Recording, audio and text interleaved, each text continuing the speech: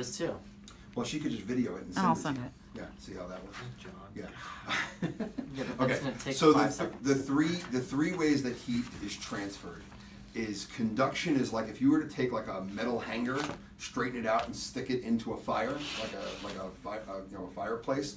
It's the conduction is the amount of time that it would take for the heat to get from the end of the rod and get to your hand. Gotcha. Okay. Convection is the same process of how like an oven heats up. Okay, you see the difference there? Mm-hmm. And radiation is how the heat transmits through the sun. Okay, those are the three different forms of the way that heat transfers. Now, when you deal with the heat lamps in the Eshield box, okay, as soon as I turned it on, you notice that the thermostat gauges begin to go up, okay?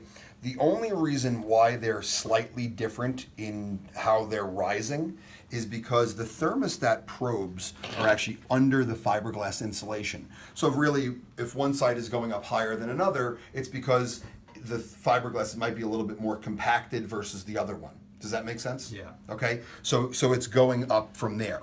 And you see, when the heat lamp is on, these are 250 watt heat lamps in either side. When you see that the heat lamp is on, it's just continuing to rise temperature-wise, because the heat that the heat lamps are giving off is radiant heat.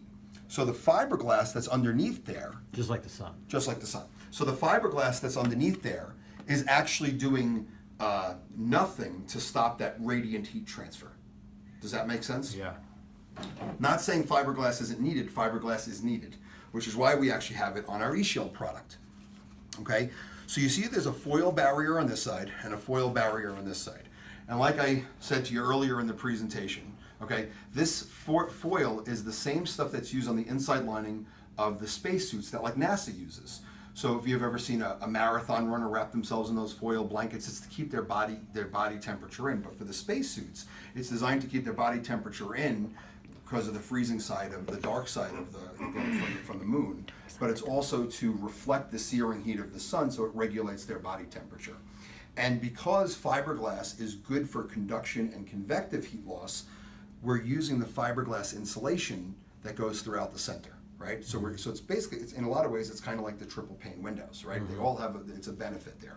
So there's a foil barrier reflecting this way, a foil barrier reflecting this way, and if anything transmits through, fiberglass works, okay? So now we've gotten here, this side is at 124 degrees, and this side is at 118 degrees. So we'll call this house A and house B, okay? You could pick whichever house. Which house do you want the Eshield to go into, Mike? House A. House A, okay. So as soon as I'm gonna put it in, it's just about 130 degrees and climbing, okay? So as soon as I get it in, it's built up so much heat in there that it actually may continue to tick up for a little bit of time, as it is right there. It's at 133 and counting. And what'll happen is eventually it'll stabilize, and the temperature will soon enough, and there it goes, begin to actually drop. You wanna put that on there so they can actually see the temperature dropping, okay? So the temperature is actually dropping because now we're stopping the radiant heat transfer. The heat is not getting to the probe anymore, right? And of course what you see on the other side is that the other side is continuing to rise, and now this was the hotter side, right? And now they've totally flip-flopped. So this is continuing to rise, and this is actually going down. If we keep this in here long enough, this actually will read whatever the temperature is in this room right now, because it's not getting to the radiant heat isn't getting to the probe anymore. So here's the really cool part about it, okay, is it doesn't actually absorb any heat.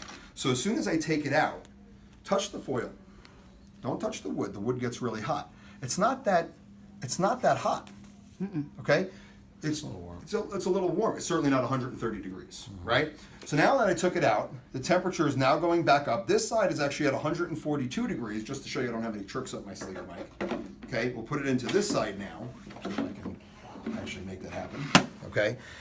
It's at 145.4 when it gets in there, and again, it'll continue to creep up a little bit, and it sort of stabilizes, and now it'll actually begin to drop down. Whereas on the other side, it was at like 127 when I took it out. Now it's at 136 and continuing to climb. So it didn't matter which house you chose, Mike. It's just going to happen from one side to the other. Right. Okay. So because of putting the Eshield in, coupled with the fiberglass, You put the Eshield on the rafters of the attic to stop that heat from penetrating through. You put the fiberglass on the floor of the attic to deal with the convection and the conductive heat loss that the house is going to deal with, and it helps to make the house a much more comfortable place to live. Keep the searing heat of the sun out, keep the warmth of the heat in the house in the wintertime, and you have a much better system for you. Okay? Do you see why this is so much better than having just the fiberglass insulation? Yeah. Okay? Knowing what you know now, Mike, is there anything that would stop you from having the work done with us, or is it the price like it is with most people? Can't think of anything. Okay. I don't know. My comfort is worth everything to me, honey. We got to do it. Okay. So there's my Eshield spiel.